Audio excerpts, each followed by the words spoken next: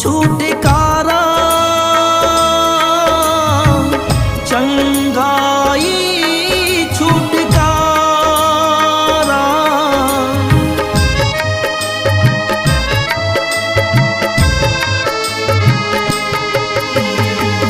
सामर्थ मिले प्रभु के वचन मां, मिट जावे अंधियारा, मिट जावे अंधियारा।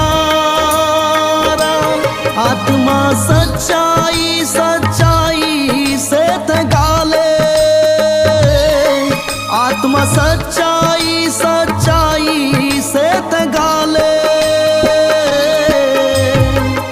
कर जिंदगी अरेपन गाले रे गाले, प्रभु यीशु के भजन गाले रे गाले। प्रभु यीशु के भजन।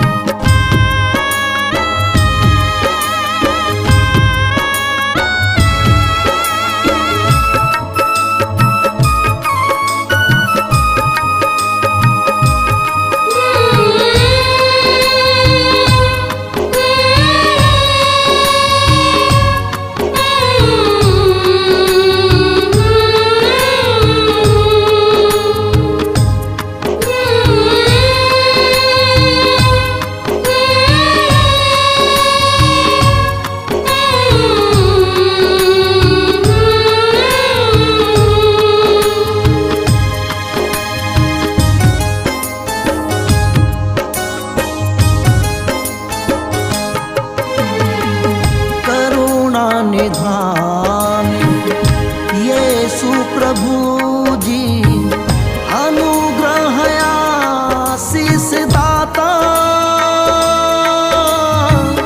अनुग्रह आशीष दाता।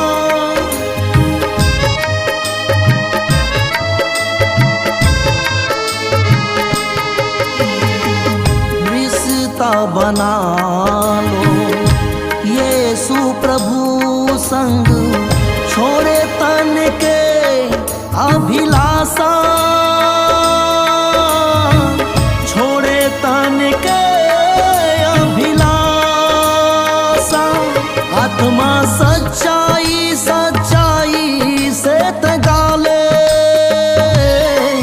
आत्मा सच्चाई सच्चाई से तगाले।